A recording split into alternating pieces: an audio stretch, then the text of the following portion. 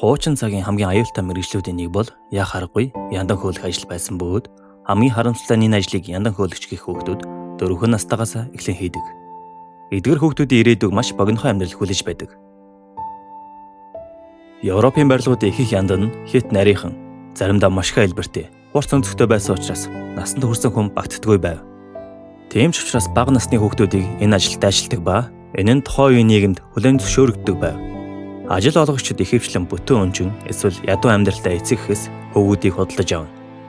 4-5 настай хүүхэд тийм ч хүчтэй биш Библиэл дээр муутал 6 нас уг мэргэжил тохирно гэж үздэг ба заримдаа жоохон охтууд ч байдаг. Ажил олгогчид нь яндан цэвэрлсний мөнгө хөлсөө авч харин ажилтан болох хүүхдүүдэд юу ч хүртээгүй ба хоолонд хувцас цэгрэл хангана. Бүх цаг үед л ийм шодрог бус зүйлс байсаар байсан багаз яг л манай дээр суусан томчууд шиг бяцхан хүүгүүд өдөр бүр яндан цэвэрлдэг байсан бөгөөд тэндээ гацаж, унаж, эсвэл угаартаж түлэгдэж нас бардаг байжээ. Нас барсан хүүхдүүдийн цогцыг гаргаж авах боломжгүй байсан учраас тэндээ гацсан хэвээр байх тохиолдол цөөнгүй ба яндан хөөлөгчдийн цогцос Их Британий парламентын байрны их яндангаас олддог гэнэ. Тэгэхээр барыг шатаж дуусаад уурч хүртэл хинч тослохгүй аимшигт үглээр дуусна гэсэн үг бололтой. Эсвэл тоосхойг нь урааж зогцыг нь авна. Ер нь бол ил галны оронд яндан барих ажил 1200 орчим оноос эхэлсэн ба бага насны хүүхдүүдийг яндан хөөлөгч болгох нь 1666 оны 9 сарын 2-ноос 5-ны хооронд үргэлжилсэн Лондонгийн их төмрийн дараа эхэлжээ. Тус хотын хагасан шахуу галж чадсны дараа зарим нэг аюулгүй журмыг засгийн газраас баталсан байдаг. Үүний дагуу байшингийн зүхийг тусгай аргаар нарийнх яндантай барих ёстой болсон бөгөөд тэдгээр яндангууд амархан бөглөрдөг байв. Яг энэ үед л хүүхдүүдээр яндан цэвэрлүүлэх хүнд ажил хийх болов. Үүний эрэхтэй хөөрхий хүүхдүүд амьдралаа өөрчлөх ямар ч боломж байхгүй болж хуурна.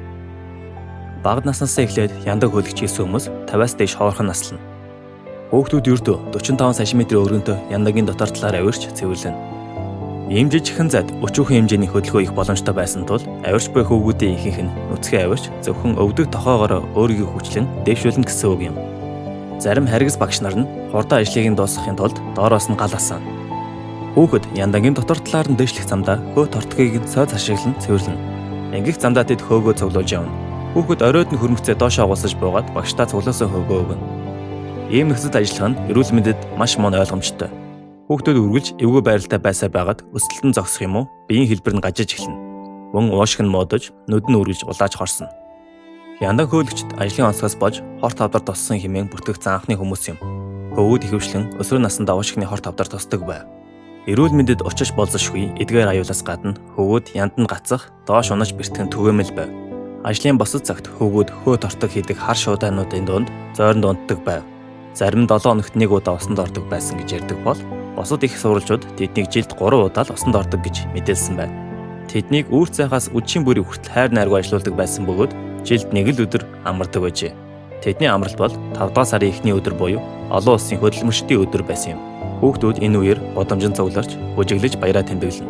Азар яндан хөөлөх ажлыг ийм харгас аргаар хийх эсрэг тэмцэх явдал өдрөөс өдөрт нэмэгцээр байв. Алдар зохиолч Чарльз Кинглийн бичсэн The Water Babies: A Fairy Tale for a Land Baby үлрийн ном 1863 онд хэвлэгдсэн байна. Тус зохиол дээр хэрцгий амьдралаас зогтож, уран зөгнөлт адал явдлыг туулж буй бяцхан хүүгийн тухай өгүүлдэг бөгөөд тэрээр яндан хөөлөгч ажилдаа хэмээн гардаг юм. Үүний ачаар олон хүн яндан хөөлөгч нар ямар хүнд амьдралыг туулдаг болохыг мэдэж авсан байдаг.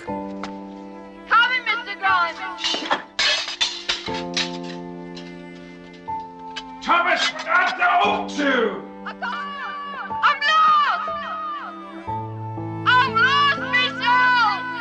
Then find yourself and quick about it!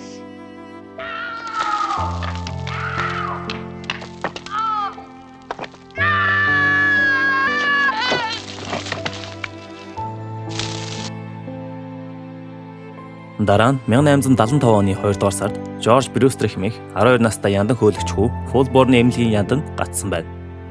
Хүүг аврахын тулд бүхэл бүтэн барилгын хааныг хүртэл нураасан боловч тэрээр аврагдсны дараахан нас баржээ. Түүний багш Вайер хүний амьд хүрсэн гин буруутай тооцогдсон байдаг. Үүний дараа Брюстер хүүгийн өвхөл нь хүүхдүүдээр яндан хөөлүүлэхийн эсрэг кампанид ажлын гол нь болсон юм.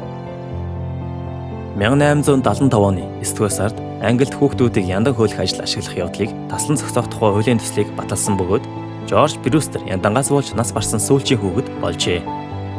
Гэсэн хэдий ч Английн Кент мужийн Рочестер хотод зохион байгуулагддаг цэвэрлэгээний наадмыг одоо хүртэл гоёмсог хувцас хоц өмсгөлөөр тэмдэглэдэг тул энэ зан үйлийн соёлын нөлөө өнөө хүртэл хадгалагдаж үлдсэнийг харж болно.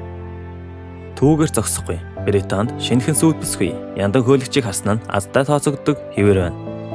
Яндан хөөлөгч хүүхдүүд аж үйлдвэрийн үеийн Их Британд нэн түгээмэл байсан хэдий ч уран зохиол соёлын дүрслэл нөлөөллөөр дамжуулж хөрхөлөлтэй хүүхдүүдийн харгас гэрцгийг түүх магадгүй илүү хөнгөн байдлаар буусан байж болох юм.